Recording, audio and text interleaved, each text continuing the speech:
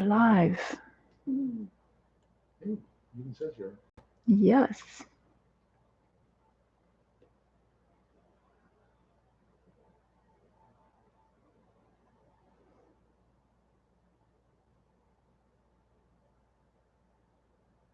So here I am.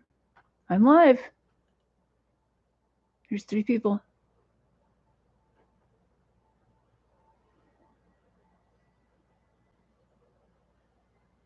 And 1 thumbs up. Yay! Thumbs up.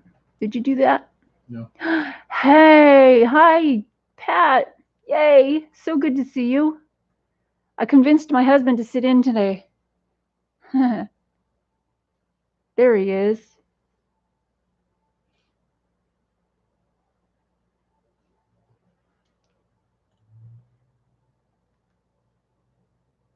Thank you, Pat, for the thumbs up. Thank you very much. I like that. That's cool.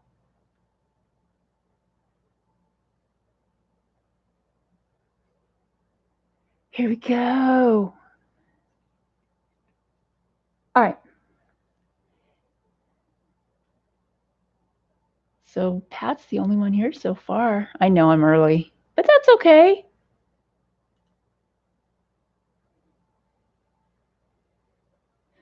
Well, Pat and Mark, the hubs,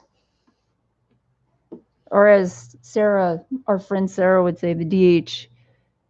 Hey, Tanya.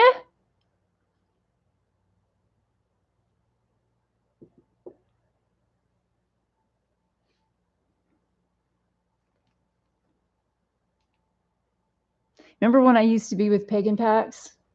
Oh, yeah. And everybody called their husband the DH? It makes me wonder if Sarah used to be with the Pagan Packs group. And I just don't remember her because she wasn't regarding hair always. She was probably under another business name. Painting with acrylics. Yep, painting with acrylics. I've got my little 8x10 canvas here, and I've got my little setup here, and I'm working on it. Tanya, yes, I know, but you're new, and thank you for coming over. But I've seen you in other streams, so that's very cool. Can y'all hear me okay? My isn't registering really well here. So let me know. Can you hear me? Can you see me? Is everything good? Okay, cool. Thanks, guys.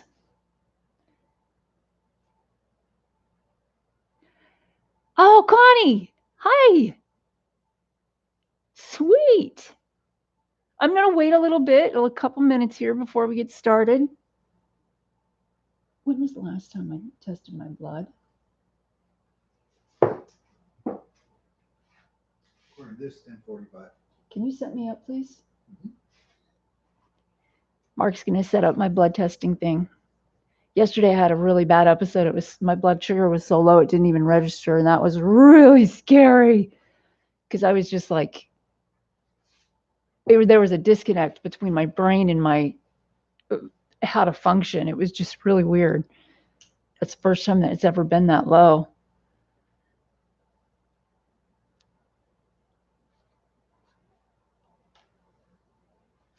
Yeah, it was really, I was just like, Mark asked me something and I was like, wait, what? And I know it sounds kind of funny, but when you're in the middle of it, it's not funny. It's like, yeah, I think I'm getting low because my tongue is getting numb again. This is not good. Anywho's, so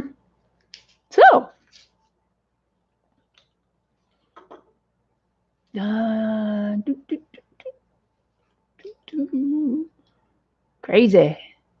Okay, let's see. It is 2:01 on my clock, so I'm gonna wait just a couple more minutes again. Yeah, orange juice is good. I have no pancreas, so for me it's like drastic measures have to be taken. So, ooh, cool. Little alcohol swab and everything. Thank you.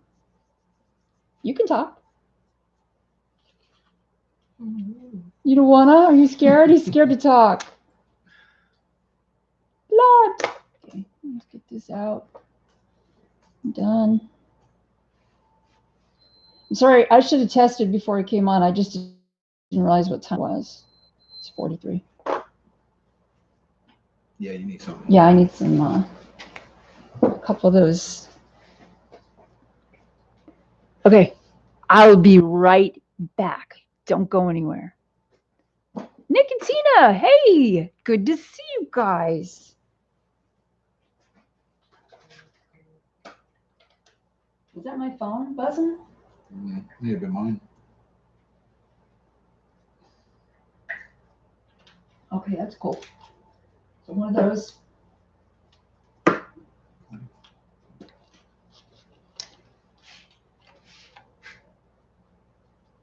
Oh, crap.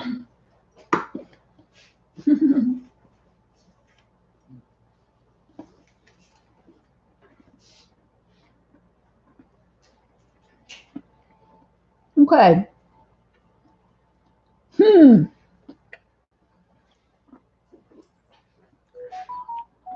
Oops. So we're gonna paint a spooky Halloween tree today. Okay, that's enough of that. And we're gonna take it step by step. If you fall behind, please let me know. We've got 2 hours. We should be able to get this done. But you can you can use, you know what? Let me do something else first before I start the spooky stuff. Whoops. Hey. I'm having too much fun. Okay. What I wanted to do was, I think my fingers stopped bleeding now. Can you get me some? What? The almond butter graham cracker burnt sugar thing. Okay. So what I have here is, my husband got me this book yesterday and he picked it out and he didn't tell me he was bringing it home. He found it at Michael's. And I love it because it's by Chris Garve. It's got really nice thick paper. The guy was a tattoo artist, or is a tattoo artist, and he was on ink. What was it called? It's back here. Miami Ink. So I really like it. I don't usually go for stuff like this. It's got varied pictures in it.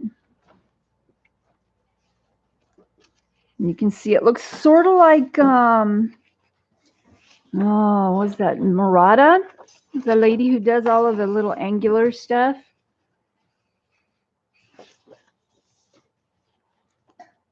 I'm partial to the sea creatures, like the sea creatures.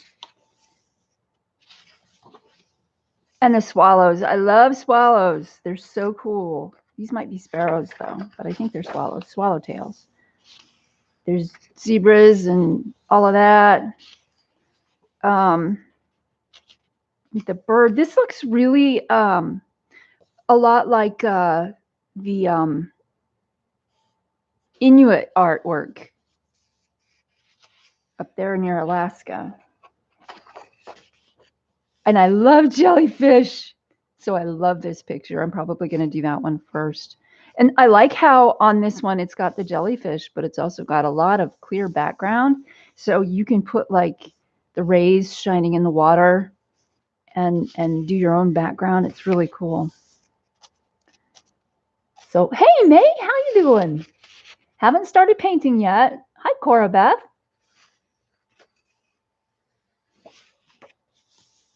Got a turtle and some fish. Those look like catfish swimming in the grass. I used to catch catfish. Love fishing.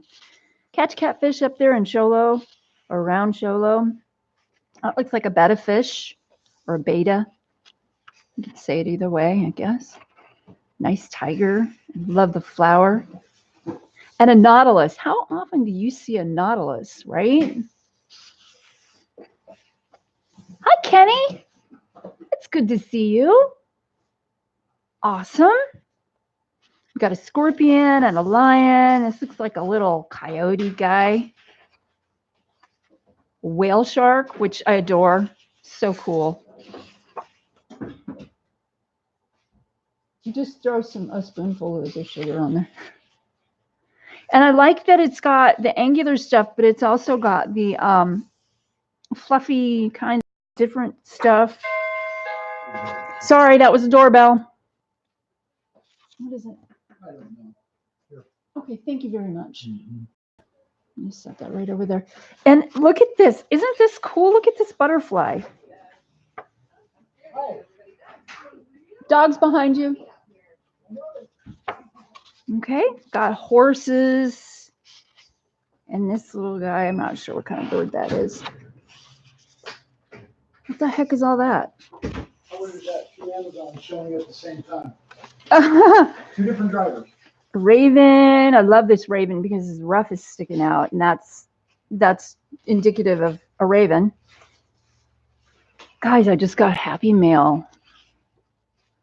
A Pegasus and a bunny. A centipede, penguins. All this cool stuff. Kind of reminds me of Kirby's books. That looks like a sunfish. Thank you. Koi, partial koi. More jellyfish. Armadillo, little puppy. There's more koi.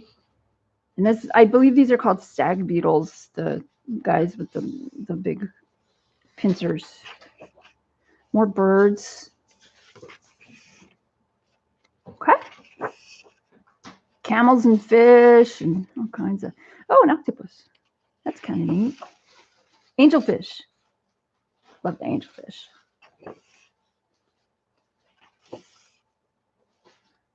This looks like a phoenix or a turkey vulture, but it's got these rays around it, so it looks like it's fire, kind of. Little froggy sitting on a snail with an umbrella mushroom. Or a mushroom umbrella, whichever way. Hammerhead shark. I don't like chickens.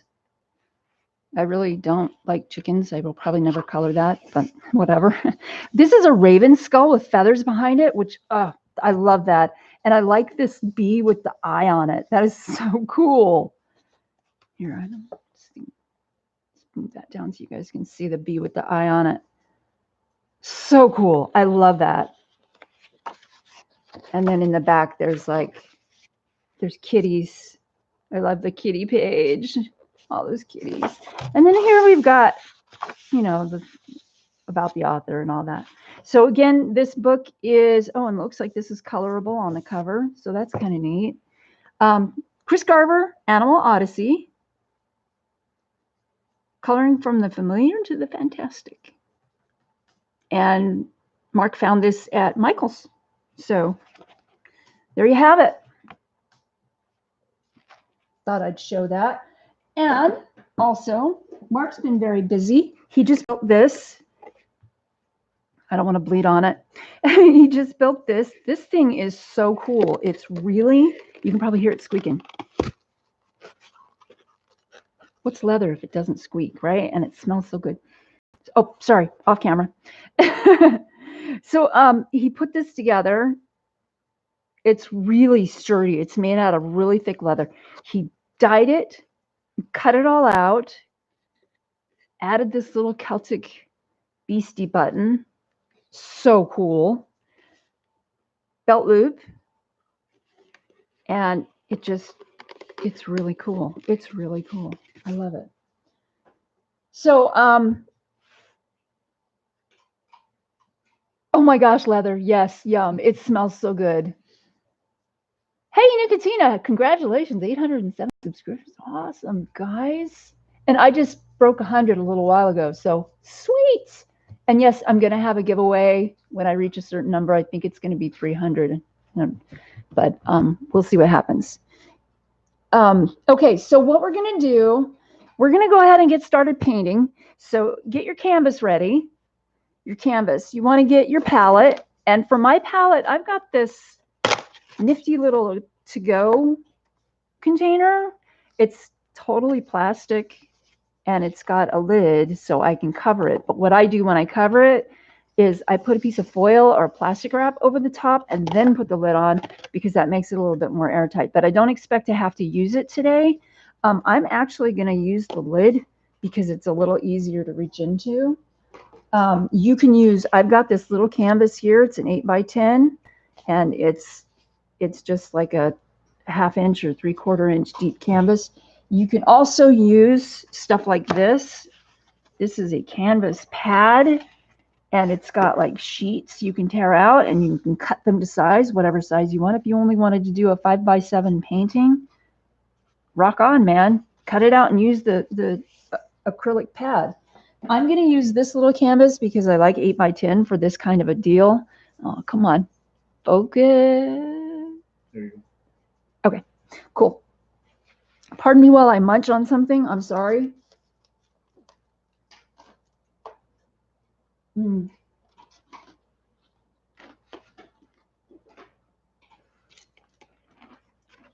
Okay, so what we're going to do, we're going to start with the blue. So I have phthalo blue and I also have mineral blue. Mineral blue is really super bright.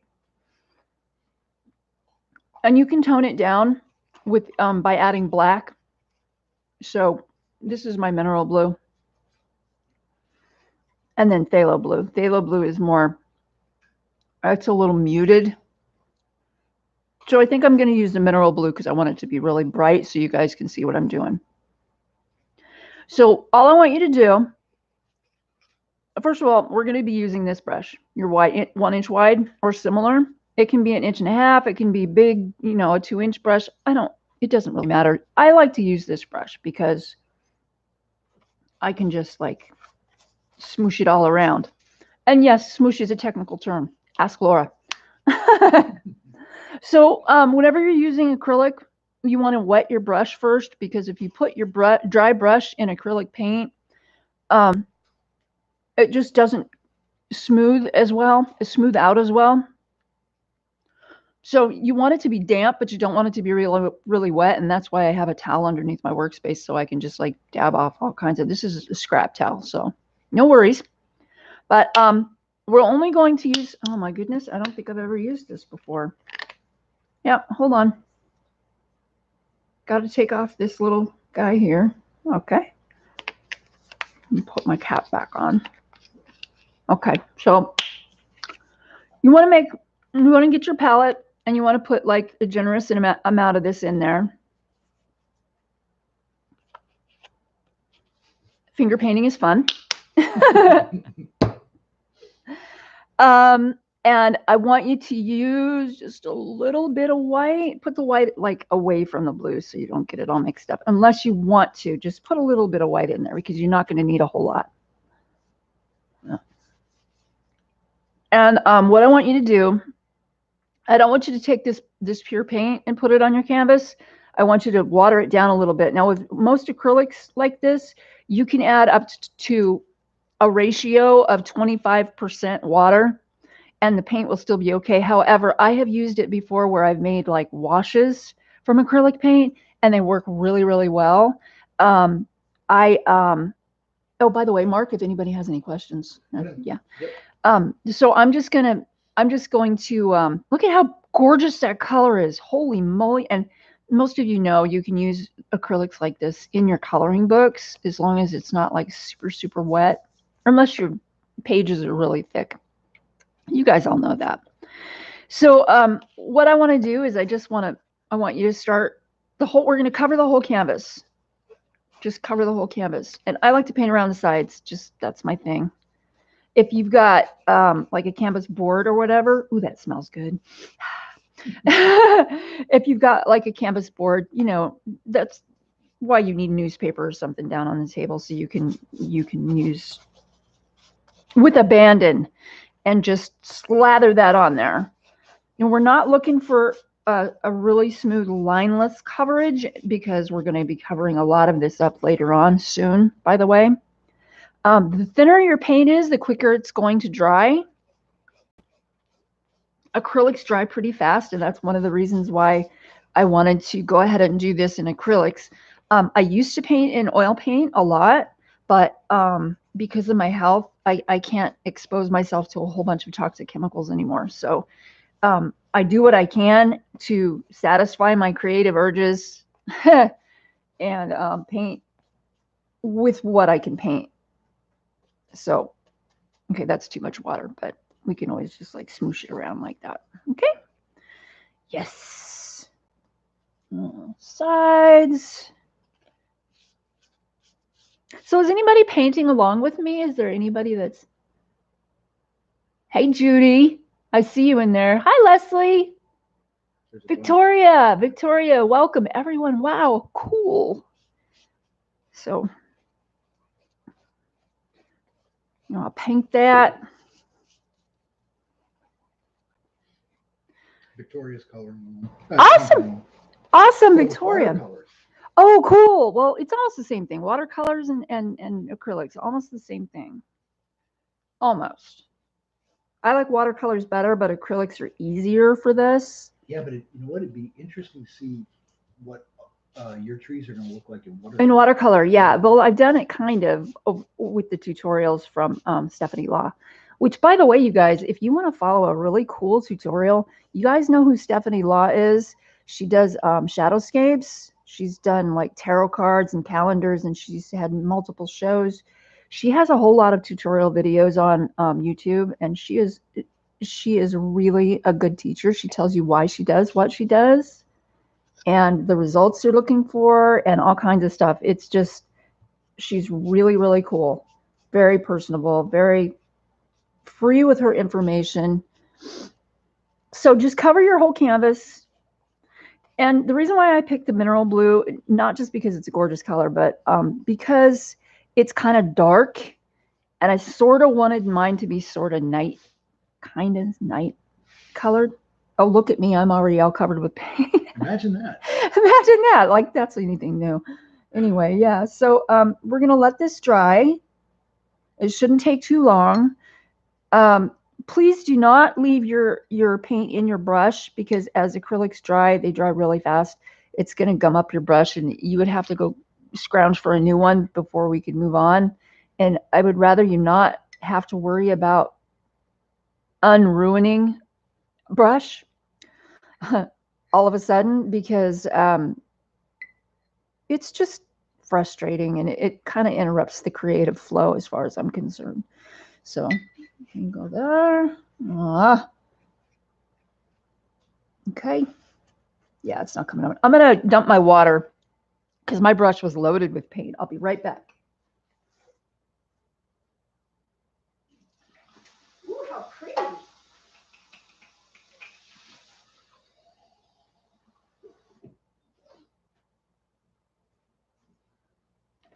Okay, does everybody have a wad of cotton, some kind of a cotton ball or something like that? Did y'all remember to grab one of those?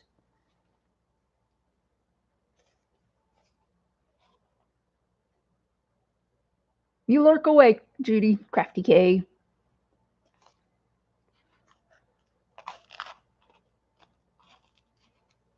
I hope I'm not getting this in the...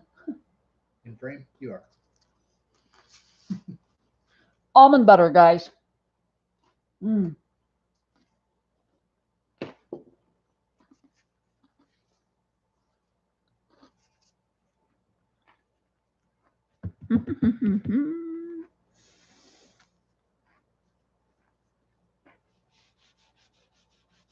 Hey, chat room.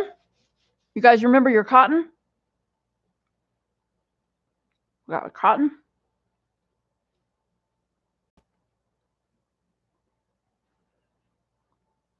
While you're waiting for this to dry, get your cotton and kind of separate it a bit. What you want it to do is like be all smooshed up and kind of coming apart. And then we're gonna kind of wad it back up together. Good way to tell if your acrylics are dry is if they're cool. Of course, you know, this is not dry, and I can tell by looking at it. It's way too shiny still, but it's drying really, really fast. So I'm hoping that Nick and Tina, oh, hold on, or Pat, someone here, let me see here. Add, okay. There you go, Pat. Whoops, oh, whoa.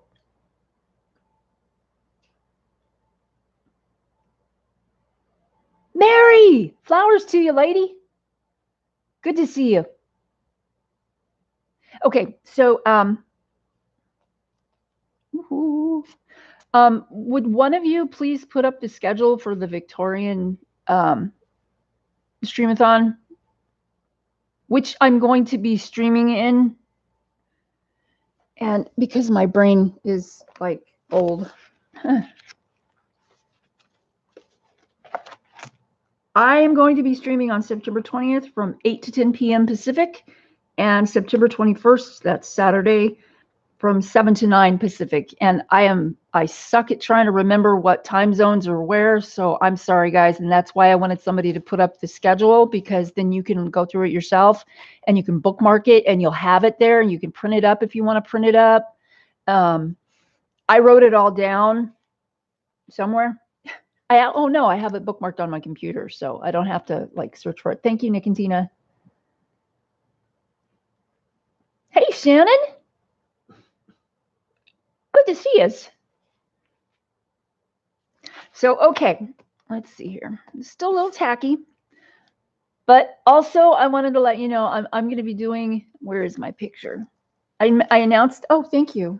I announced this before, but I wanted to let you guys know that I'm going to be doing a steampunkish picture for the, and I can't find it at the moment, but that's okay, for the Victorian colorathon, because, well, I could do a Victorian, and I did pick a Victorian for the second picture for the second day if we need it, because the first picture is a steampunk, but it's just one figure and it's got a lot of clear background, so there's not a whole lot to color.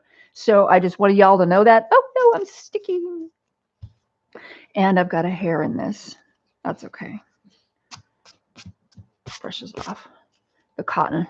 It's just personality. It's personality. It gives it character. Okay, so I put out way too much blue. As you can see, I've got a whole lot extra right there, and that's okay. I don't mind.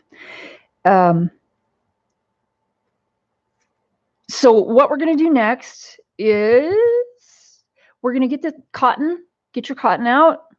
Okay, have it handy. Make sure that it's all kind of messy.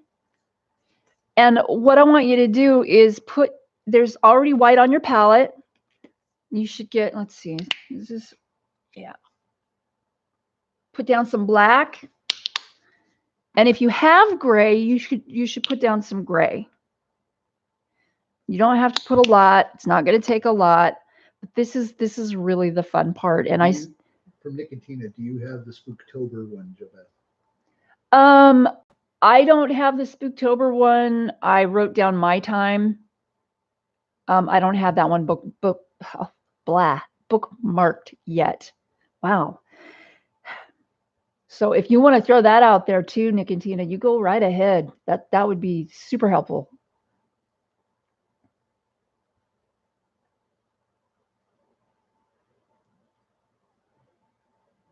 Okay, so you've got black, gray, and white, or black and white. And what I want you to do is you can take your brush, you can take your brush handle, you can take a plastic spoon, your finger, I don't care. You're going to be mixing these, but don't mix them all the way up. And I'll show you why in a minute. So you've got white, you've got black. Now see how messy that is? Got this, add a little blue if you want to add a little blue in there. And what you're looking for is you're looking for it to be kind of a mishmash of stuff like this. So it's got all kinds of different like colors, and you can still see the swirly of the different colors. If you need more white, if you feel like you need more white, put more white in. What we're going to be doing with this is making clouds. So this is where the fun part comes in. Take your cotton, and you may want to just separate out some of the cotton and use a little bit of it. I like to go whole hog and just do it. So what I'm going to do is I'm going to have you dab that in there and see how that looks. It looks kind of crazy and icky, but you can still see the colors in there. So you've got that, okay? And I want you to just like, you're going to make clouds. Turn it this way and that. You're going to use a brush a little bit in just a second, but we're going to do some clouds here. I think I'm going to need more white, but that's okay. Messy clouds. Got a couple of people leaving. Oh, who's leaving? Crafty. Judy? Okay. Judy, it was good seeing you, sweetie. Okay, you can watch back, of course. Thank you. May left also. Oh, May's gone? Oh. Oh, well. She's so cool. So, make your little cloud thingies. I probably need more black. Oh, I've got a hanger here. Hold on. There we go. Whoops. I need more white, I think. Use this one. Boop. Uh-oh. Making a mess. That's what I do best. Oh, gosh. Should have warned people to put smogs on. Smogs, yeah. Only if you're near me. So you can like swoosh it a little, make little round spots in your clouds. You don't want to really get it too thick because, of course, you want it to dry today. And then you can also go in with your brush. If this is too messy for you, just like make round little puffy things with maybe some shadows in there. And don't worry about it being too neat because your tree is going to go over this.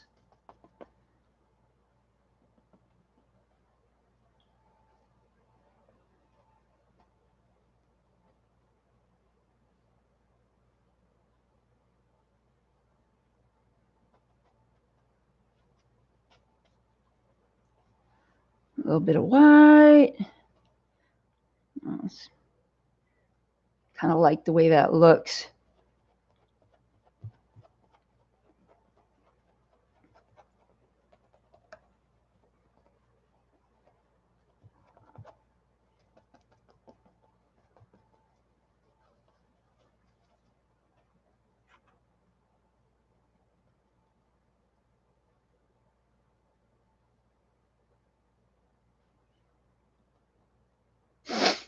Oh.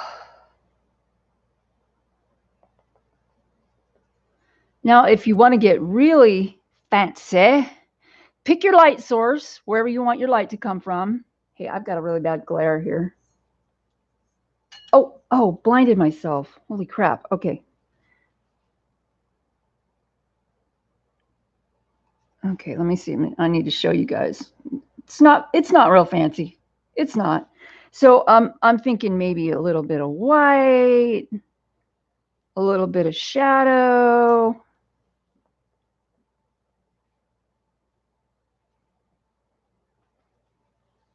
A little bit more shadow.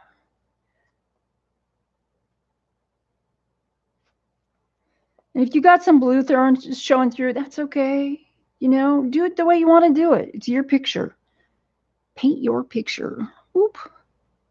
So pick your light source, wherever you want your light source to come from. I'm going to say mine's coming from somewhere up on this corner. Right here. So it's going to be shining down like this. And that's important when you're going to get to, it'll be more important when you get to the tree. Okay.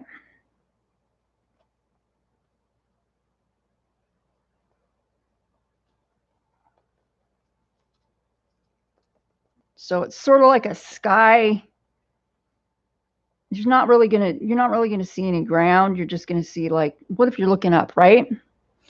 And here we go. I'm probably going to have to change my water again, but there's a lot of black on that. There was a lot of paint on my brush again.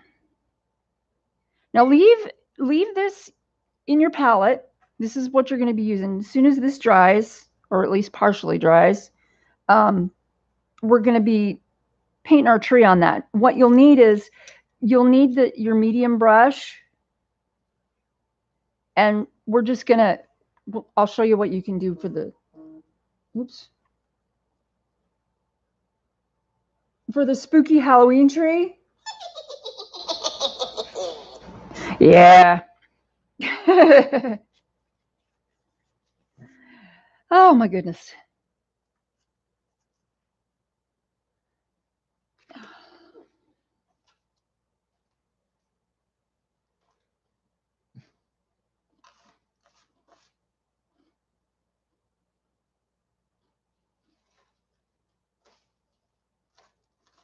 Mm-hmm.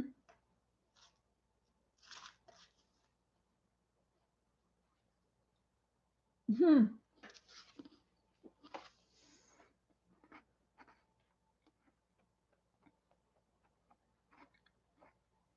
Yep, I like playing. Nicotina asks, what is that, JoBeth?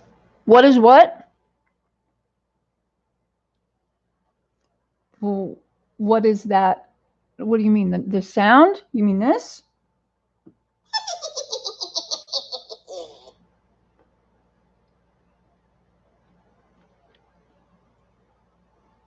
The sound. Oh, yeah, that I just loaded a bunch of ringtones on my phone, so when I was talking about scary stuff, I could have sound effects because I'm weird that way.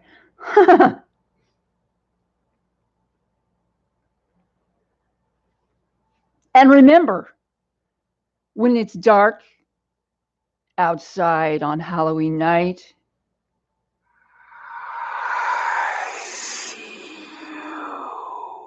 ha! Sorry, guys. Not really. In case you haven't figured out, it's our favorite time of year. Yeah, it is. It's just a bunch of ringtones, Nick and Tina. I put them on my phone. I'm probably going to use maybe one of them as an actual ringtone. See, that's what I was thinking. It's going to be great for Spooktober. Okay, let's see how good you are. Leslie asks, what is the story behind Halloween? We don't really do that here in Australia. Oh, the story behind Halloween. Okay. As it is now, it's been really diluted. Halloween is actually an old Celtic holiday. It's pronounced Samhain or Samhain, and it is the night. It's supposed to be the night of the year when the veil, or the separation between the world of the living and the world of the dead, is very, very thin. And it's not just Halloween; it's the season. It's like around this time of year. And if you think about it, seasonally, around this time of the year, it's the end of the harvest. There's probably been 2, maybe 3 harvests in places that are urban or rural, and they have harvests, not in a city necessarily, but a lot of the time, and during this time of the year, way back, there would be a lot of bad weather and people would die. I mean, look at what's happening in the world with the hurricanes and stuff like that. It's just, the seasons are changing, and this is the beginning of a really harsh season. So it kind of follows. Now, it is also in some parts of the world where they worship the ancestors, both the ancestors by blood and the ancestors, like ancient ancestors, who passed down their knowledge to an ethnic group or such as that. Now what people are doing, oh, and the side note, the story of the jack-o'-lantern. The jack-o'-lantern was actually supposed to be a Turnip or potato? well, no, it was supposed to be a way to frighten off evil spirits away from your doorstep. So you were safe. That's what the jack-o'-lantern history of the jack-o'-lantern is, and that's in a nutshell. There's probably a lot more to it, but I don't want to go into that right now. But anyway, yeah. So now it's been diluted to where the kids go out and they get candy, and CC's leaving. CB's leaving. Yeah. Connie's leaving. Okay. Thanks for being here, Connie. Okay, I think this is probably dry enough now.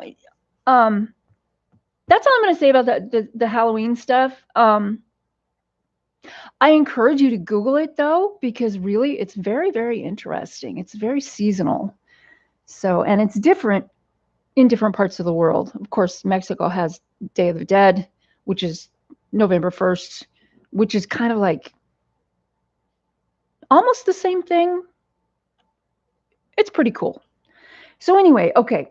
When you're painting with acrylics, just a little side note here too. If you don't let your layer dry, when you go to paint, you're just going to be picking that up. So you really need to let it dry, or at least halfway dry. I've ruined things before not letting it dry, so I don't want you guys to ruin anything. Okay, so you can use your giant brush, your biggest brush for this next step, or you can use your medium brush. I got paint all over me already. Whoopsie. Okay, so what we're going to do, I'm going to use my little medium brush because that's the one I'm comfortable with. Where are my little scissors? Hold on a second. I'm going to clip this little hair off here because it's bugging me. Little tiny scissors, great for this. Okay, so what we're going to do is we're just going to get like a base of the tree, and I kind of want you to dilute the black, because we're going to start with black. Now, if you want to, you can add brown. You can add any color you want. But just for this simplistic spooky tree, why does it do that? Just for this simplistic Halloween spooky tree. Oh, ooh, sorry. Psycho cat. Sorry. I'm not really sorry. Okay. So you want to start at the bottom. Say, for example, if you're looking up at the sky and you're out in the wilderness, you're not going to see necessarily the ground in your frame of vision. So, the whole movie, he's the movie director guy, he's going around, he's framing up stuff, right? Imagine yourself doing that, looking up into the sky, and you're going to see the sky, the clouds, and a tree. Okay, so you're not going to see the ground. So what I want you to do is just imagine where this tree is coming from. And I want you to make it kind of scraggly, kind of bony. I don't know if you guys have seen mesquite trees. Oh, I was supposed to have an example. Would you go in the living room and get that one off the wall over there? So start from way down here somewhere. And really, I want you guys to put your own spin on this because this is your picture. So just start and just like wiggle that brush up, up, up, up, up. And we're going to go like, this is just your basic base tree. Okay. That's mine. And here's an example. Yeah, that's fine. Here's an example of what I've painted using this sort of technique, but it's in different colors. So I've got this. There's a glare, but hopefully you guys can see that.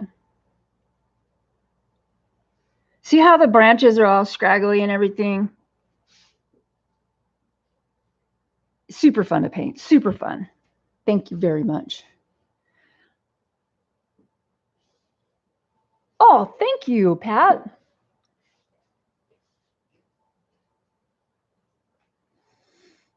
It sounds like your cat when he's mad. I know, huh? Our cat doesn't make those sounds. She doesn't get mad. She just, Oh yeah, she does. she gets like boisterous. She's just really vocal, that one. She's crazy. Okay. So get a little bit more paint, water it down a little bit, and kind of that up because you're going to want it. This is going to be the trunk. You're going to want it to be kind of thicker down here. And then as it goes up, it's going to be thinner, thinner. Don't worry about it if you got little notches sticking out and stuff, because really, trees don't follow rules. Mary's leaving. Mary. Bye, Mary. Thank you, Mary. Lots of flowers, lady. So follow your line, your baseline, and just like dab and scribble and scumble, and yes, scumble is a painting term, and make this like all uneven and scraggly. And I'm having you use a little bit more water so this dries faster. You don't have to if you're going to do this like at home and you want to just, run with this and make painting after painting of this type of tree, then you can use it as thick as you want. But I like to have like the edges of the tree bark all scraggly and everything. So now if you've got the trunk the way that you like it, it makes sense logically for the way that a tree would look, kind of, then start making branches off to the side and use like the edge of your brush. Don't use the thick part of your brush when you're bringing those out, because it's going to make the branches look too thick. So, and all of the branches are going to go from thick to thin. You guys see that?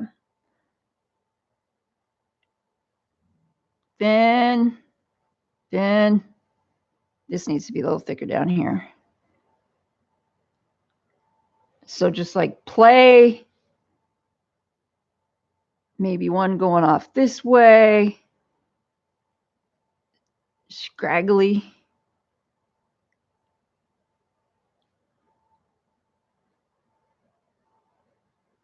Maybe this one was broken, so it's got a pointy part on it.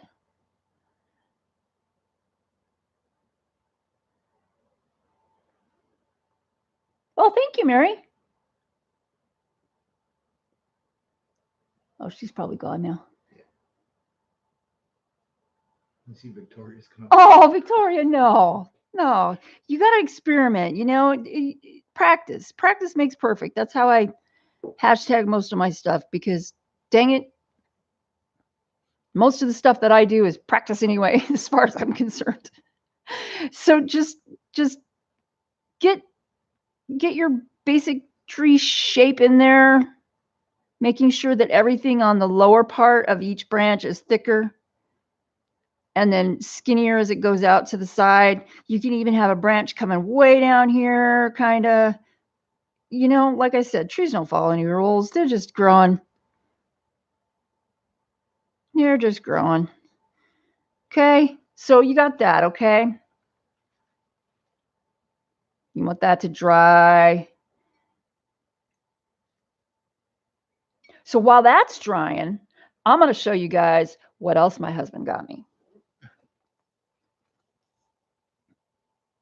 Because I'm kind of a creepy girl like that. We found this at Target. And I know there's been tons of flip throughs of it, but I love Alan Roberts' books. They're so freaking hilarious. This is Beauty of Horror, Ghosts of Christmas. And I'm sure that Nick has this already. So he's probably like, yawn. But anyway, this is cool. The Naughty List, your name here. That's where I'm, yeah, definitely putting my name there. So you find Guliana's Lost Presents, 4 voodoo dolls, 3 cans of worms, 5 baby millipedes, etc., etc.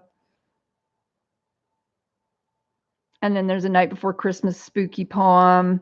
So you've got the spooky poems and a little zombie girl.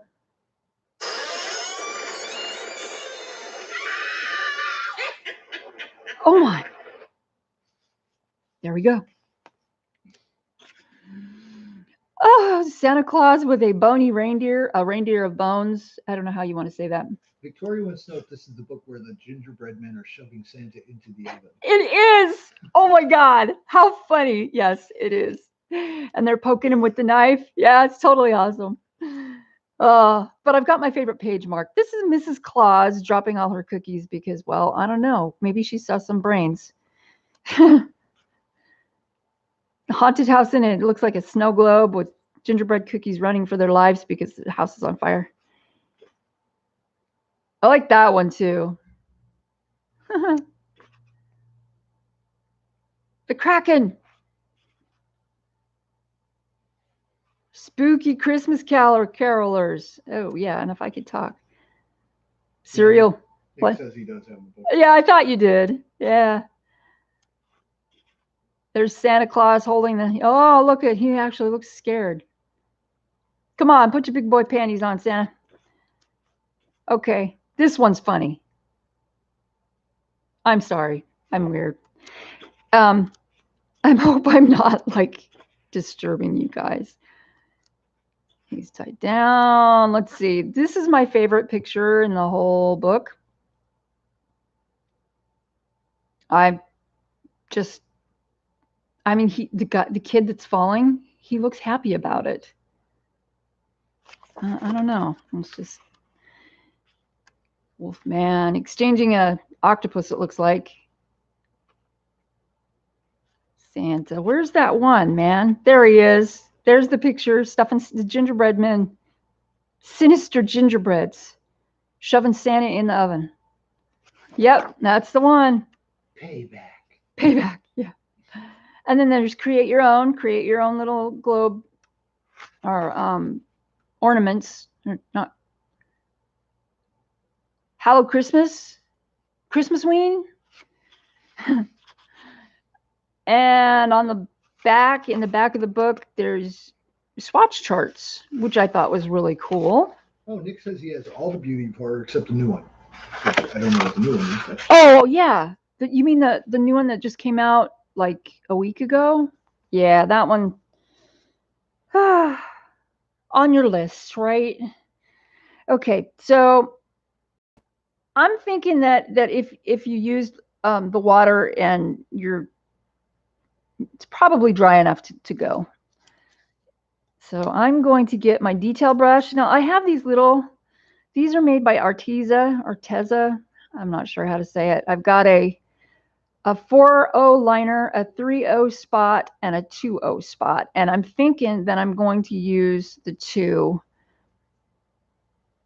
because it's roundish. So what we're going to do is wet the brush first. Don't forget that. And it doesn't matter if your water is dirty because we're using black. So it's okay. So use the watered down black. And what you're going to do is you're just going to make all kinds of little branches just coming off all these squiggly lines. And I don't know if you guys can see this. I'm going to show you something. Little detail right here. I've got a branch that doesn't follow through. There's like a hole in the middle. And the way that I've always painted is I've used my mistakes as starting points for other details. So what I'm going to do with this one is, I'm just going to go and put a little branch right there. So that branch looks like it's behind this branch. That's a little thick. There we go. See? So just take your brush and just kind of make your squiggly lines. You can push down on it so you've got like a wider line, and then raise up on your brush. So as you raise up, the area of brush that is touching your canvas gets smaller and more pointy. It's a great way to make your branches. And you can use some of the paint in that swatch you just did and just drag it over and just keep going. Just make. There's a lot of glare on that. Is there a lot of glare on that? Yeah. Oh, crap. Okay, hold on a second. Where is the bottom of my, there. Oh, look, I got water on my painting. That's okay. Great thing about acrylic, man. Okay, is that better? I don't know. Give me a second. Oh, that's worse. Yeah, it is. It's worse. Let's see. I think part of it is because the paint's still wet and it's. Yeah, acrylic it's gets really reflective. shiny. Yeah. So I'm just going to hold this kind of up like this so you guys can see what I'm doing. So I'm just going to like do all kinds of little squiggly branches and stuff. I'm going to leave this guy alone though, because he looks like it looks like it's broken.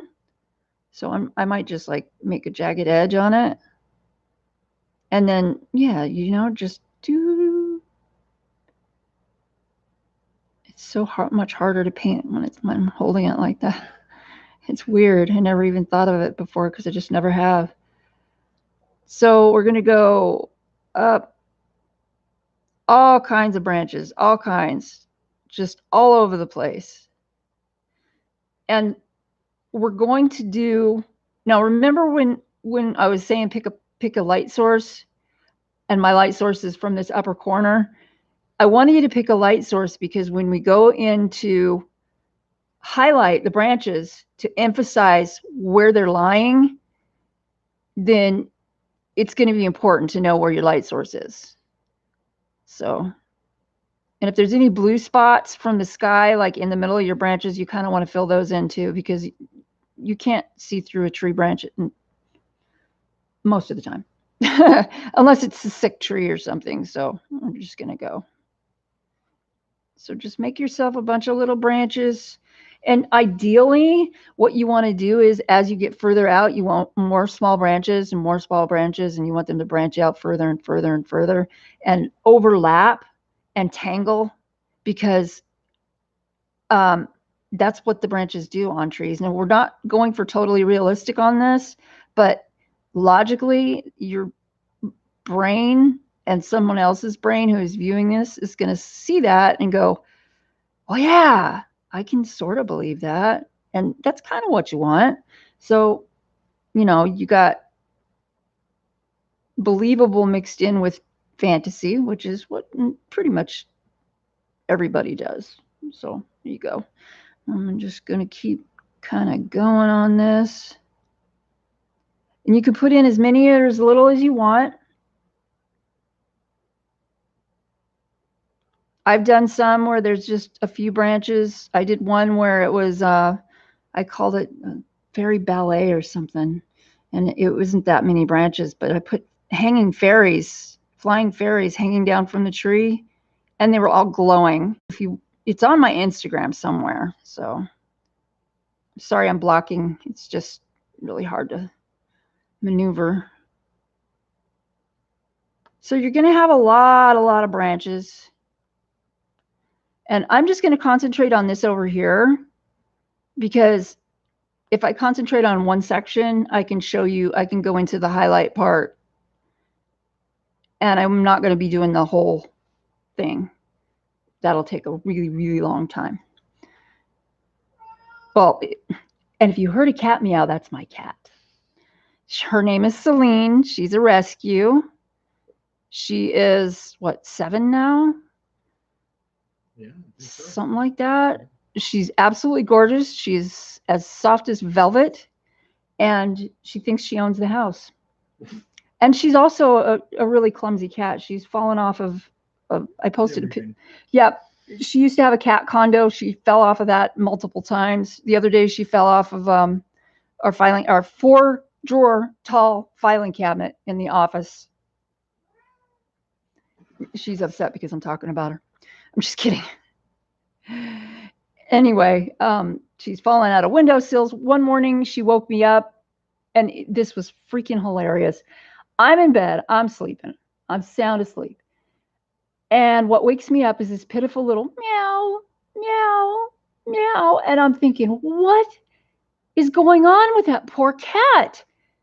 And I turned around, and it was like she was a circus cat. She was hanging from the pull cord by one claw, swinging back and forth, begging me to wake up and save her because she was stuck on the freaking pull cord for the blinds. And I couldn't help it. I just laughed my butt off because think about that, guys. You wake up and the first thing you see is your cat doing cat acrobat things and crying. Oh my gosh. Yep. She's graceful. Not. Graceful as a train wreck. Trainwreck. That's her middle name. Trainwreck. I hereby dub thee Queen Trainwreck. Yeah. You got the glare going. Oh, sorry. Sorry, guys. Thank you.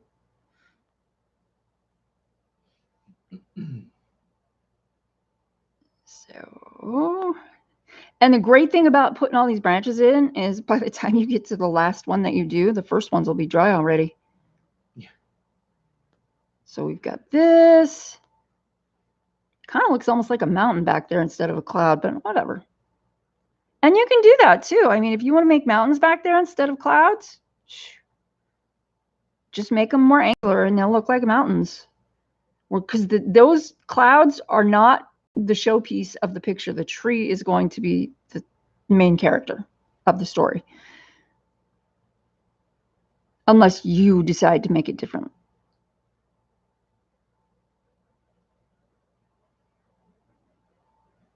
Happy accidents.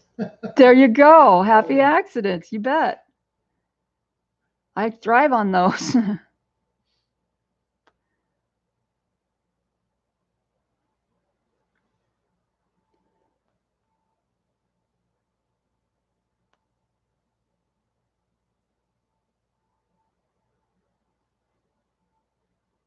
think I'm going to need some more water. Making a mess.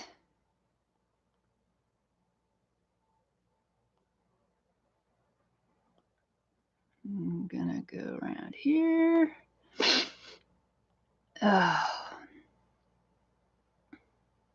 Oh, there's way too much water in that one. Another great thing about acrylics, you can erase. As long as it's not dry, you can do that. And if you need to put water on your paper towel to get it, wet enough to get rid of that mistake, then go for it. Because really, I mean, if it's not the way you like it, you need to change it.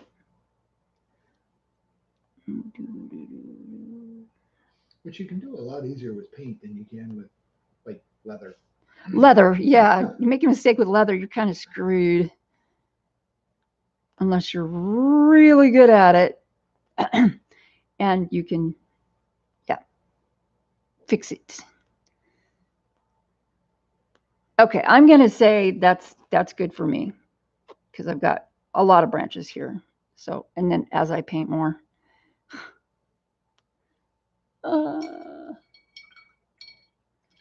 Okay, I am going to go change my water real quick because we're going to use white and gray now. So, or white, and you can mix up a little bit of gray. I put too much on my palette. Don't follow that example. I will be right back. So Cajun Sunshine Crafts. What else do I make? Well, pouches are a biggie.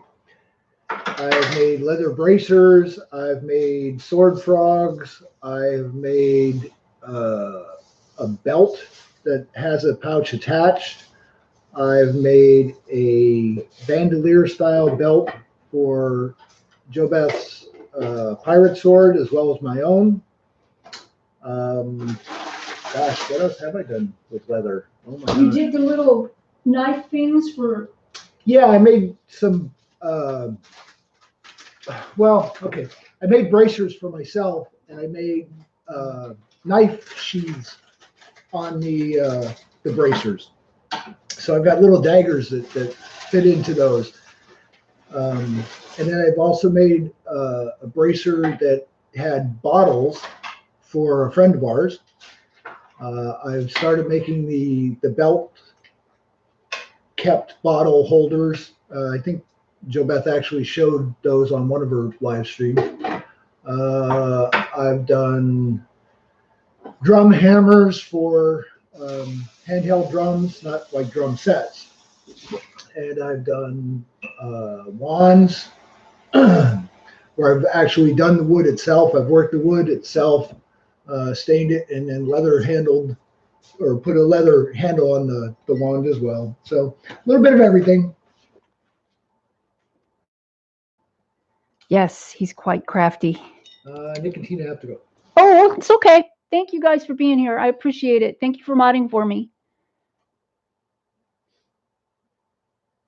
You heard about the pirate swords?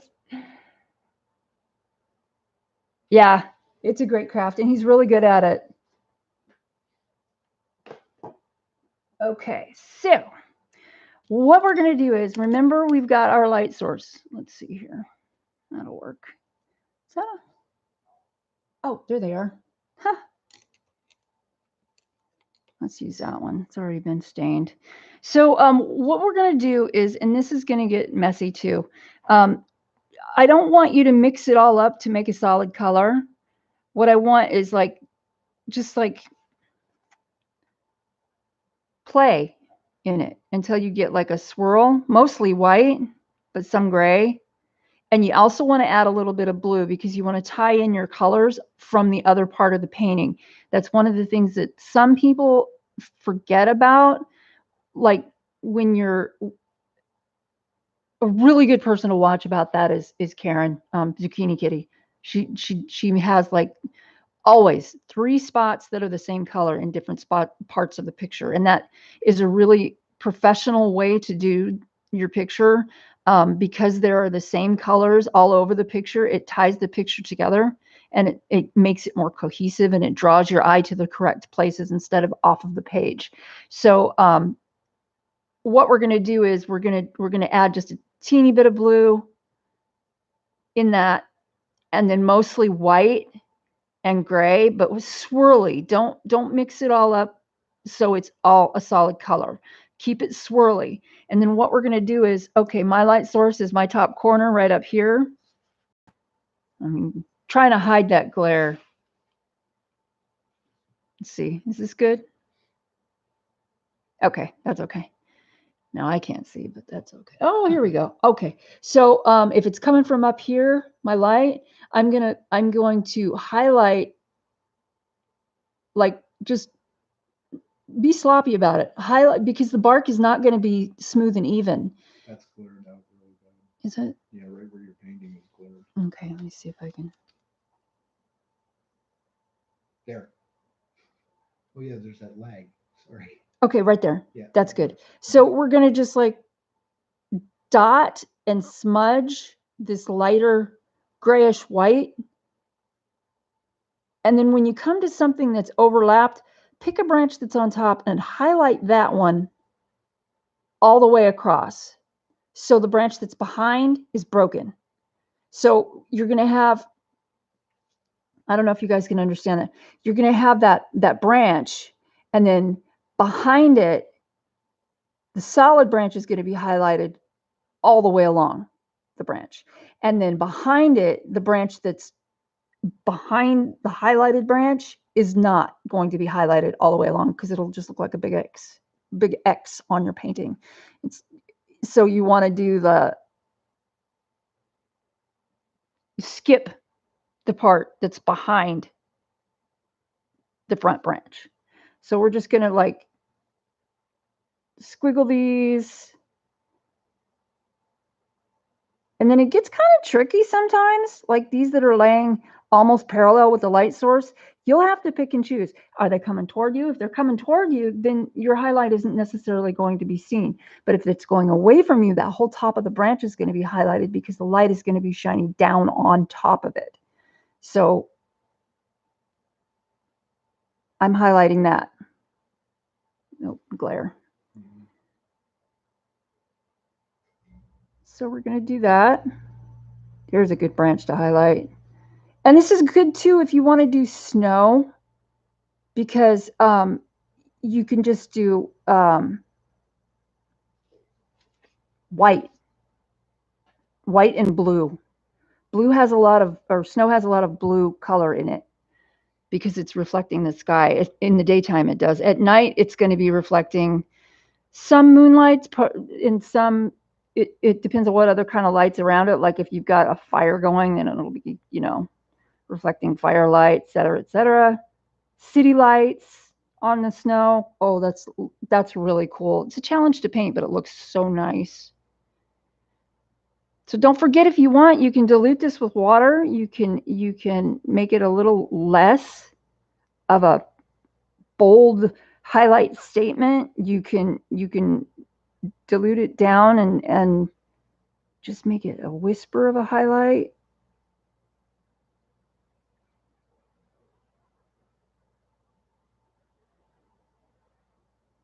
And normally I don't paint holding my board or anything, so my highlights are usually a lot more precise than this, but for this purpose, this is fine. I'll wash that off a little bit. As you're painting, you want to kind of keep track of your brush, because if you're using just the tip of your brush and you're highlighting like that, then chances are you've got paint up near the ferrule up here by the metal part. And then your paint is going to be drying. So you kind of want to make sure that you're cleaning your brush out every so often and get that out of there so it doesn't dry on your brush, because it's just going to get clumpy. So I'm going to do a little here. And then sometimes too, what I do is I just put pure white on and kind of mix it with the gray, make it a little scraggly, make it a little chunky. So you can see what we're doing. And if you've got, like, if you want to put in like a full moon up here in this top corner and really have a bold light source and highlight, then you're going to want to come back in with a little bit more white or yellowish white and highlight those branches a little bit more so it looks like the moon is shining really bright. And it's all going to work together. Cohesive. So we've got gray and white. We've got our highlights, a little bit of blue in the highlights. And then if you want to, you can add, like, a little bit of highlight on the clouds. I'm going to water that down a little bit.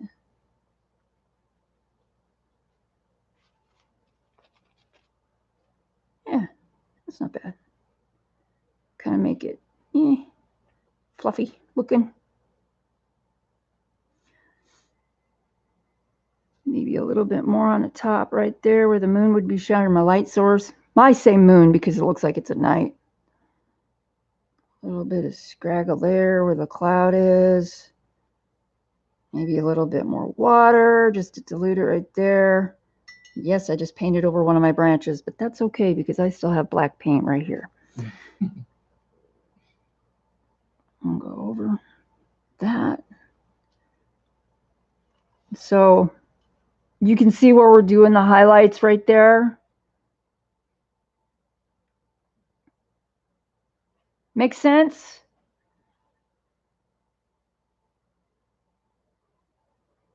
Okay.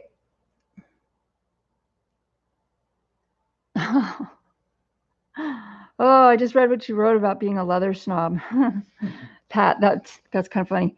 On the tree trunk, the tree trunk is going to look a little bit different, mostly because the bark is older. It's going to be like aged. So what I suggest is, see, what you've done is hopefully you've created a very uneven border, a very uneven edge on where the bark is. And what you can do is you can just like squiggle this, like, and if you don't like it, you know what? Get some black, get some more black, put some more shadows in there. Smoosh it around until it looks the way you want it to look. Because honestly, I had an art teacher one time. I painted a really cool feature in a sky, and it was the sun breaking through the clouds. I don't have the painting anymore. My friend hasn't because I sold it to her, sort of. I traded it for photography. I just haven't been able to do the photography yet. Anyway, so I was painting this picture, and my art teacher comes up to me and he goes, well, the sky never does that. The clouds never look like that. And I looked at him and I said, I've seen it. You know, and I just wanted to say, who are you to tell me that I can't paint the way that I want to paint? Because this is how I'm expressing myself. Even if it's not realistic and it's still beautiful, I'm expressing myself. I'm going to do it the way I want to do it. And if nobody buys it, I don't care. If nobody looks at it, I don't care. I am doing my painting my way. Because a lot of the time we can express ourselves in paintings much better than we can, or in drawings or colorings or whatever, much better than we could than if we sat down and tried to speak it, as I stumble all over my words. And I'm sure that you guys know that. So what I'm doing now is I'm putting a little bit of white over top on this side, and because my light source is coming from over there, I kind of want to make the edge of this a little lighter. And that little broken branch part, kind of make it a little scraggly there. And you can see, I don't know if you guys can see, I want to show you. I've been using the tip of my paintbrush. Can you guys see? So I've got a whole lot of paint on there that I haven't even touched, and it's getting clumpy. That you want to wash out.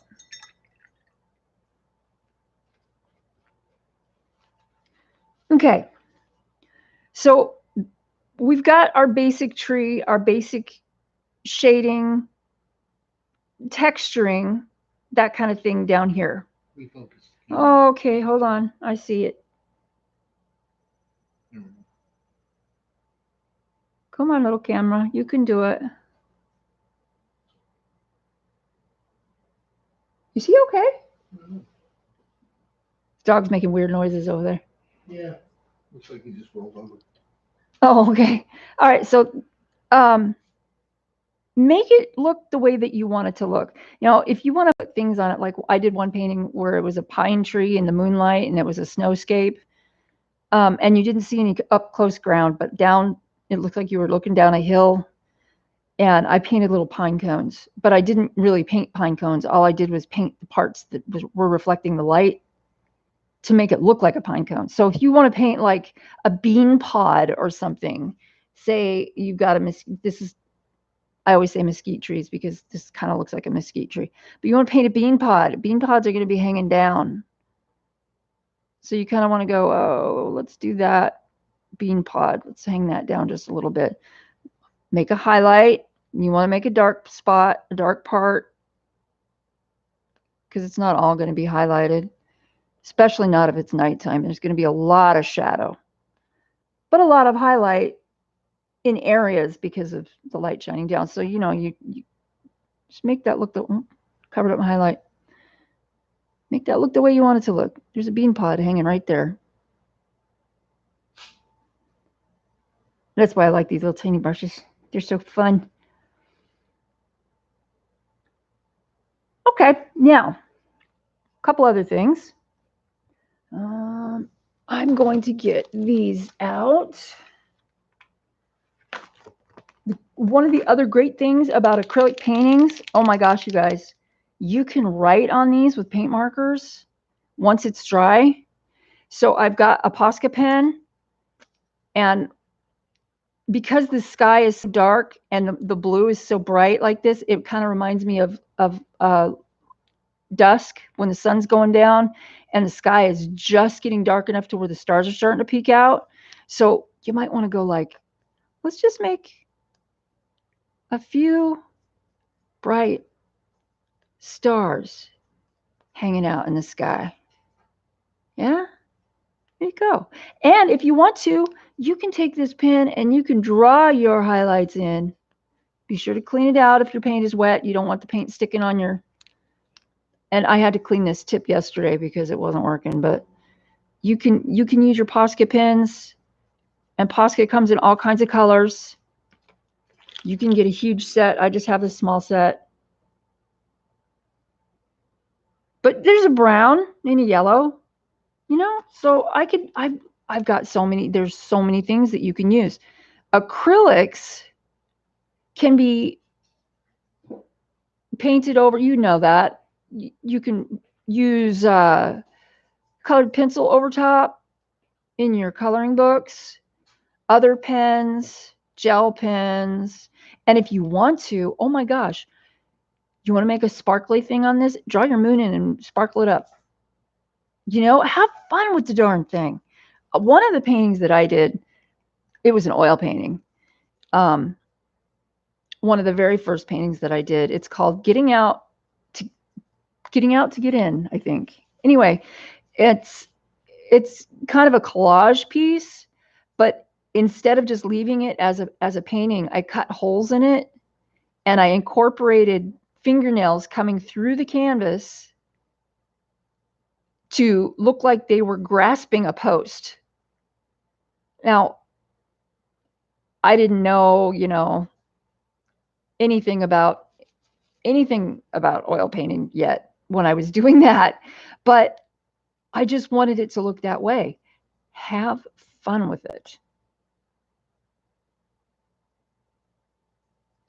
So you've got your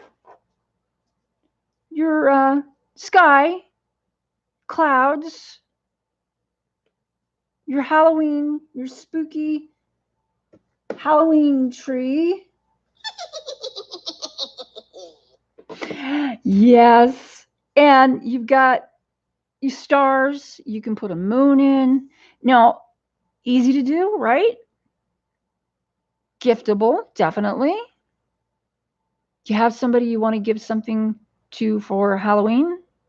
Here you go. And I know it's kind of early. I thought this would take me longer. I guess I can keep painting. You guys have any questions? Oh, thank you, Kenny. Thank you.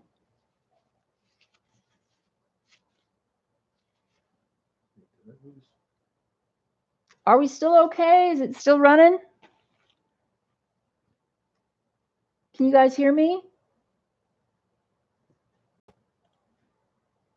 Okay.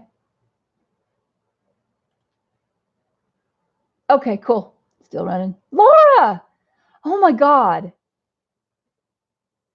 You're probably looking at this painting going, oh, brother, Miss Talented. So I'm just going to keep painting. And if you guys want to keep streaming, it's good.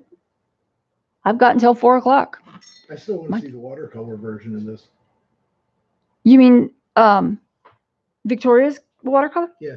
Hey, Victoria, are you on Instagram? Do I have you on Instagram?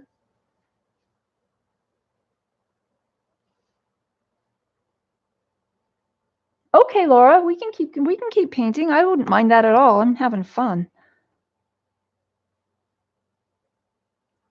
You missed our how we did our clouds. We had a little bit of fun with leftover cotton from a vitamin bottle, and I just kind of did the clouds. There's still a little blue showing through, but you know, for demo's sake.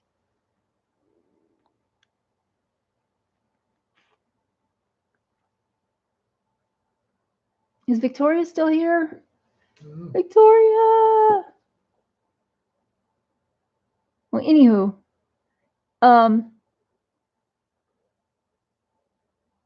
we want to see the watercolor version. Here I am throwing my stuff all around. I don't even put it away. I have taken over the kitchen. Yeah. I need more water over there.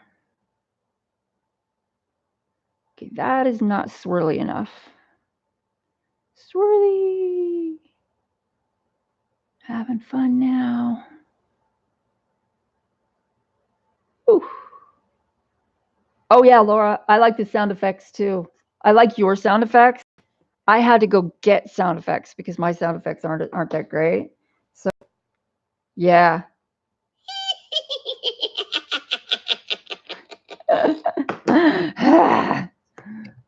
And that's a preview of Spooktober. I'm not getting a bunch of these. Are you on live chat or top chat? No, I'm on live chat. Huh. Well, thank you, Tanya. That is how you say your name, right? Tanya Smith?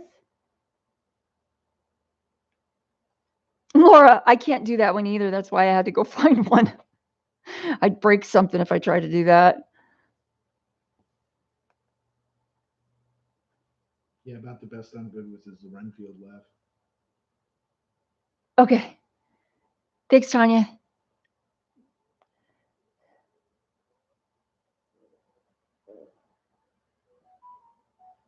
Leslie's leaving. Oh, Leslie. Okay. First, right? Thank you for being here. I really, really super appreciate it. Have a great day. Have a great time at work, hopefully. I know it's work, but can't help it. I got cotton stuck to my painting. That's okay. I can sand it off. And yes, you can sand it off. Not worried about it. I used to before I was able to afford big canvases and stuff. I used to go to thrift stores and I'd buy old paintings and just sand down the paintings off of those, like, you know, the paintings you find at swap meets and stuff with like adobe houses and still lifes with pots and flowers, and they all look the same pretty much. I'd go and I'd find those at thrift stores for $4 or $5 a piece, and I'd bring them home and I'd sand them down and use those for my paintings. And I even at one point used a painting drop cloth as my canvas. And yeah, I gessoed the crap out of that thing, but it was still really rough. So it was really interesting to paint on. I made the stretcher bars. I put the painting together myself, the whole canvas and everything. I used that thing from the thrift store and I made my own canvas. Tanya says you make her want to buy paints. Oh, well, before you go buying a lot of expensive paints, just buy like a starter kit, like from Walmart or something. They have acrylics and oils. I can't remember the name of the brand, but buy something student grade and go to town, man. Totally go to town because it is not a bad hobby.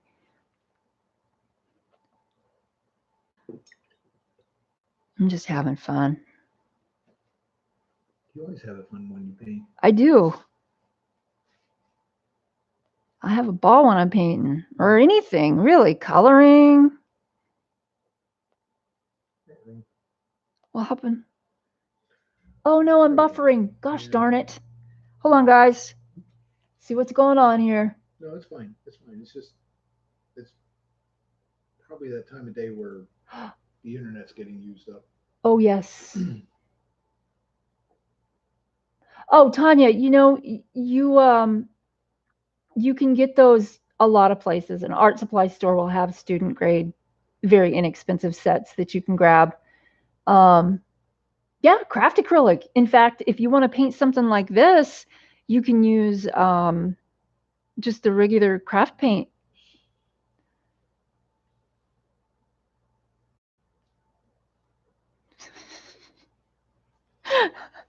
Okay, I'm going to tell you what just happened because I'm laughing. Mark just burped, but in order to stifle it, he covered his mouth and he hissed. So I'm like, what is that noise? He's just being polite. It's kind of neat.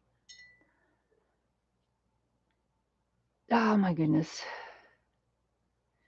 Oh, I'm flinging water everywhere. I hope there wasn't paint mixed in with that. Oops. Oh, you guys, I just watched the coolest video the other day. Was it yesterday? I think it was yesterday. I went over to Laura's older videos and I watched her how to paint galaxies with watercolor. You guys got to go watch that. It's so cool and it looks so easy. I cannot wait to try it. It's just, and they're so beautiful. Her paintings are so beautiful. Just the little teeny tiny things. It just makes you want to jump into a spaceship and go flying around and find them. Yeah, I know, fantasy world or whatever. But seriously though, I love those. Those are cool. Hey, Shonda, how you doing?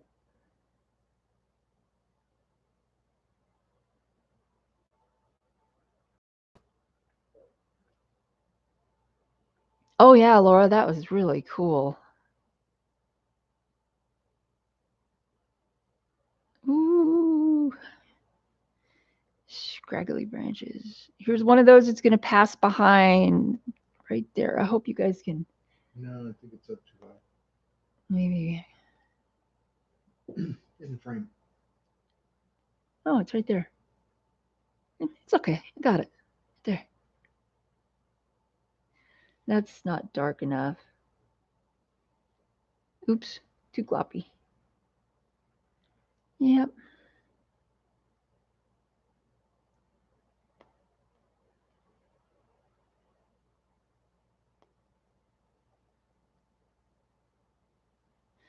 So, does anyone have any questions about the technique, the barely technique, the painting, anything? Oh, too much water.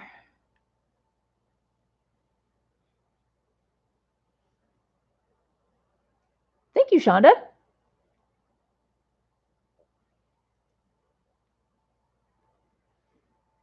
Wanted to do a spooky tree because Halloween is my favorite.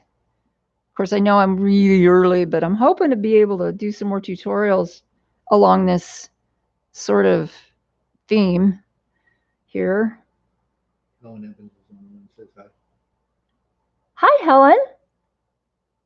How are you?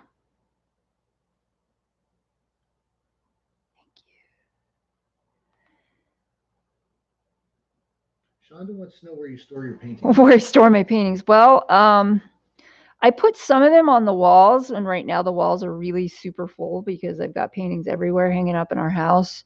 But I store a lot of paintings in. I have a workroom where I make my jewelry, and the top. We've got these two really tall bookcase things, and I've got I don't know how many, probably a couple dozen paintings stored up there. Pretty much wherever I can find a empty corner, I store my paintings um, until they sell or whatever. If they sell, um, so Rochelle says hi. yeah. Hi, Rochelle. Good to see ya. I have had the good fortune of selling a few paintings, so I'm happy about that. I don't have to store them anymore. So that's cool. And sometimes I don't want to paint anymore because I look at how many paintings I have stored and I just go, oh my God, where am I going to put this? Do you jot your name on them? Do I what?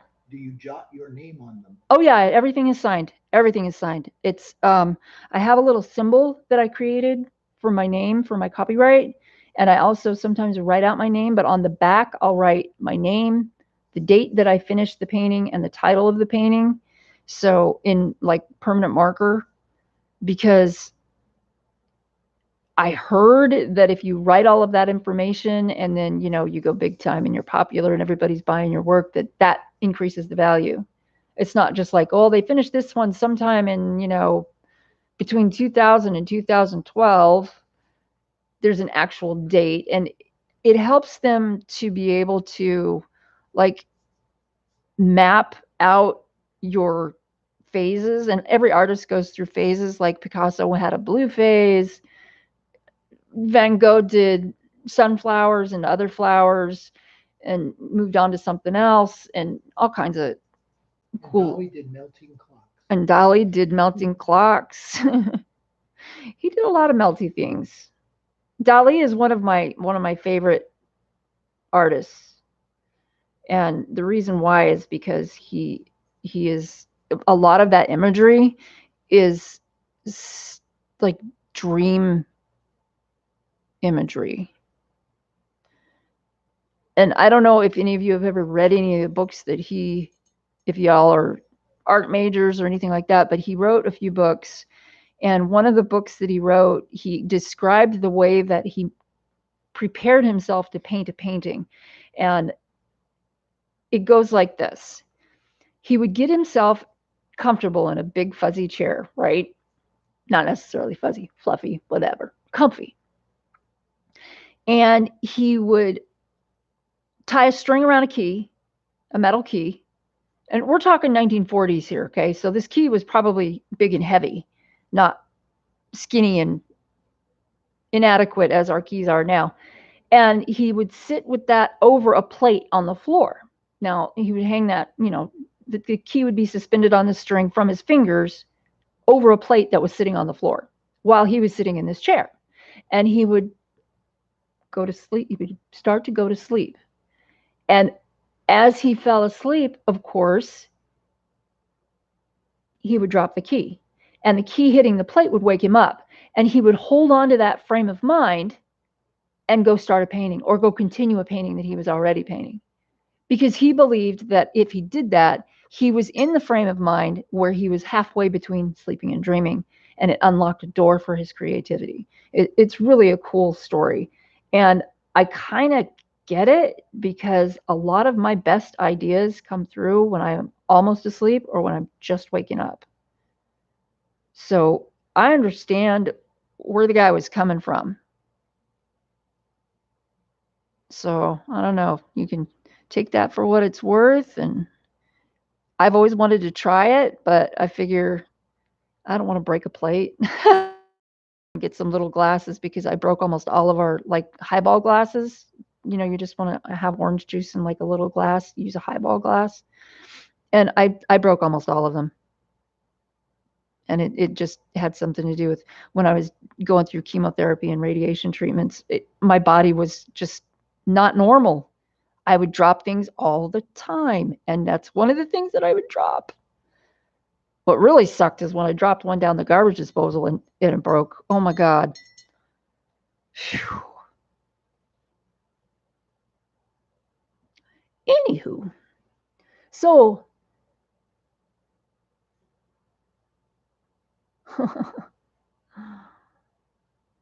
what's everybody coloring? Everybody always asks that, and I always go, I'm coloring this or that. I want to know what everybody's coloring. Or what you plan to color if you're not coloring something at the moment.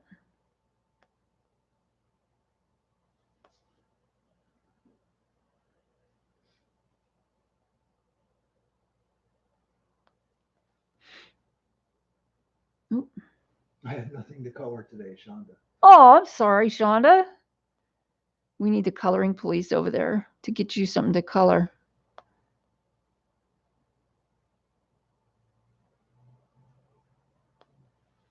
Oop.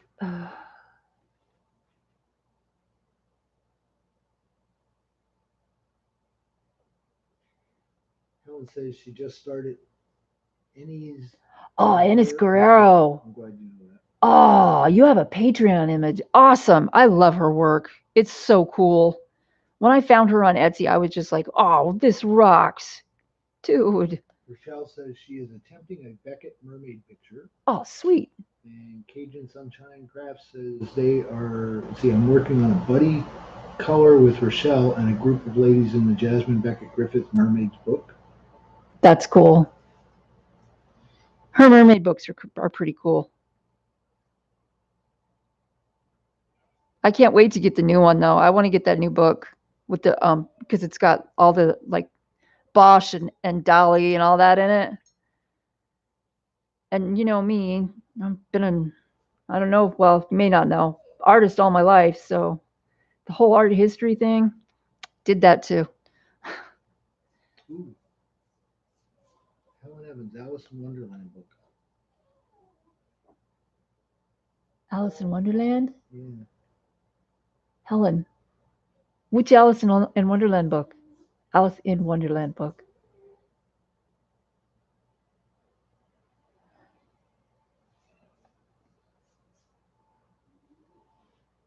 Oh, right.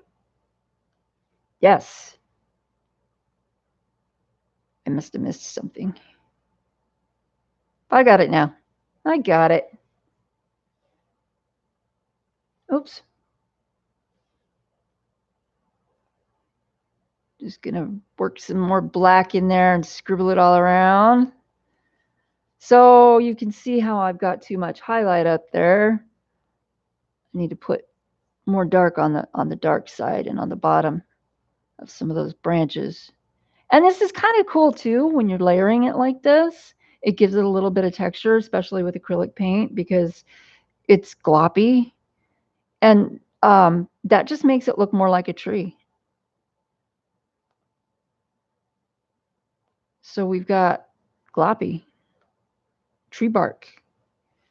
And I think I'm going to go down here a little bit more too and just kind of scribble some of this in. Oops.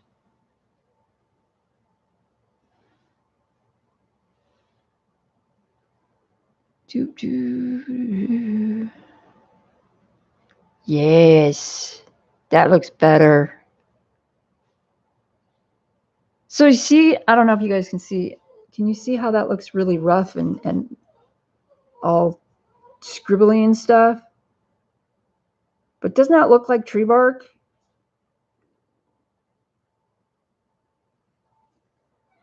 I think it looks like tree bark. And then what I'm going to do too is I think I'm going to go, I need paint on the brush before I do that.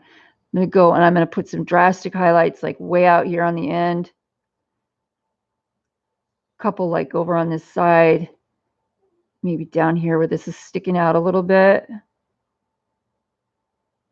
Maybe a little bit here. So it's got a definite, it's saying there's definitely light coming from that direction somewhere.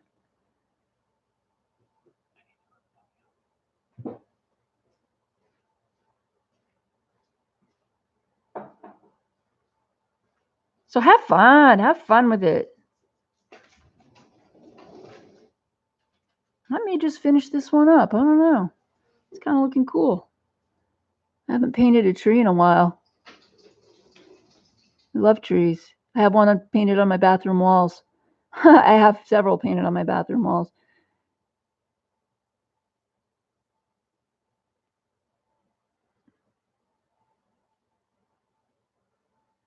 And that one's kind of not in the right place. But that's okay. I can fix it. It's acrylic. You can fix anything, pretty much. So, I didn't do anything really special down here, but I think it looks great. I think it looks like a real tree, sort of, in the moonlight or in a white light.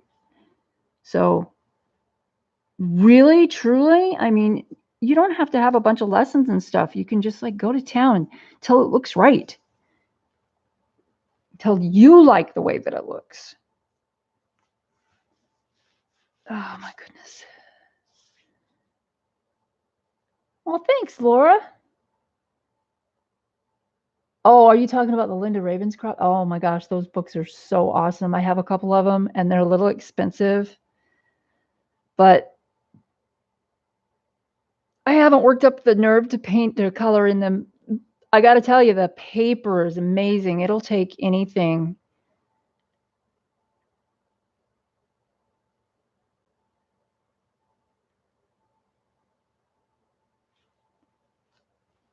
So, if you guys want to post your, I don't know, you post your pictures on Instagram. I don't know if I follow all of you, but I sure would like to see what you're doing and what you're painting. You can always tag me. Hold on a second. Oh, if you go to my YouTube homepage, my Instagram link is up there. So if you want to tag me, it's at S_Jobeth_Sexton on Instagram. And you can just click that link at the top of my YouTube page and it'll take you to my Instagram page. So yeah, I'd love to see it. And then just tag me and I'll go look at your stuff and that'll be cool. We got a network, right? So does anyone have any questions? Or does anyone have any suggestions that you want to see me do? Something you want to see me do, live stream? I've already got a few ideas. I mean, I've got so much stuff. I can do so much stuff. But I want to know if you guys want to see anything specific, because chances are I have the stuff to do it somewhere in my storage. And I don't sew. Just tell you that right now, I don't sew, but I do like um, mixed media, oil or watercolor, acrylic. Of course, you know that. Um, Junk stuff. I don't do junk journals, but I do like collages. I love working with Mod Podge and stuff like that. I'm following Dee Dee and Laura's lead, and I'm going to be putting together a YouTube book. Also, I found my scrapbook. I need the pins for the. It's a huge scrap. It's a 12 by 12, and I picked it up at the thrift store months and months ago, and I saved it because that's what I do. And it's perfect for this. But I need to get the little pins for the hinge, the binding part, because some reason there aren't any pins in it, which is probably why I found it at the thrift store, come to think of it. But anyway, it should be fun.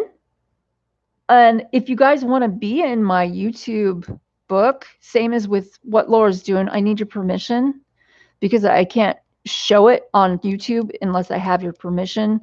So if y'all want me to do a page, and I know I'm just jumping on the bandwagon here, but this sounds like so much fun, and I will enjoy it.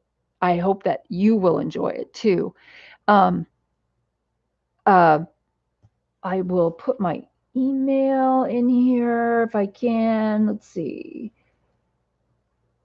Oops. No, no. Oh. Stop. I was hoping you'd say that, Laura, or something similar. I hope other people do it too, because it just looks like so much fun. All right.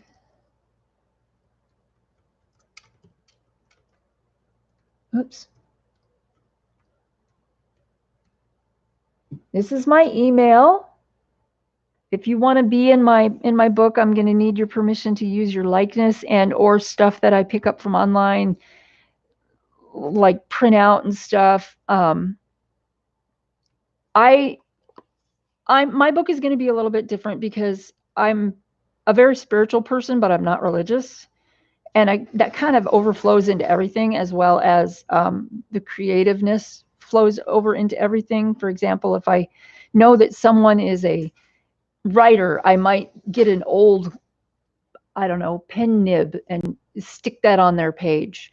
Or if I know, for example, Laura's a painter, she paints watercolors, I might just get an old brush and stick that on her page. Stuff like that. But let's see. I have another page I'm working on, but it will take all school year. Holy moly.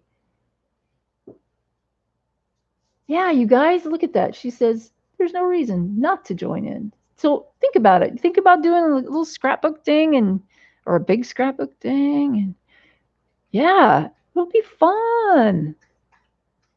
Yeah, I know what you're thinking. It'll be fun, they said. Okay, well, I don't want to keep you guys. I don't have any more to show you on the painting. Although I do really super want you to, like, show me what you're doing, because I'm excited to see. If you think of any questions after I sign off, you guys send me a note, find me on Instagram, send me a message there, message me on Facebook. I'm on Facebook too. And I'll do my best to answer you.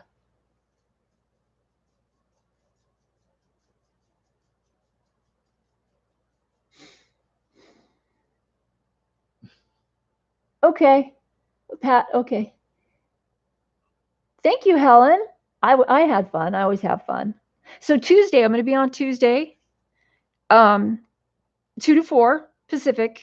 I don't know where that is with other time zones. I'm sorry, I'm horrible with that. I'm going to have to write that all down so I know what to tell you guys, and I'm not such a dork about it. But Tuesday, 2 to 4 Pacific, I'm going to be continuing coloring on the Zan Von Zed picture that I was coloring, and hopefully I'll get that done. I know what I want to do with the background now, so that was cool that I got to wait a week. And you're welcome, Pat. You're welcome, Rochelle. Thank you, Helen. It'll be good to see you again. Very, very cool. And thank you guys for all the thumbs up. I really, really appreciate it. I'm I'm just getting started. I'm a super creative person and I love to teach, so buckle in. I hope everybody has a really good evening, morning, week. Have a great week. Stay healthy. Peace, love, and polychrome dreams. And remember, it's not about the destination, it's about the journey, our artistic journey. So I'll see you guys soon on other streams, no doubt. Take care. Love yous. Bye bye.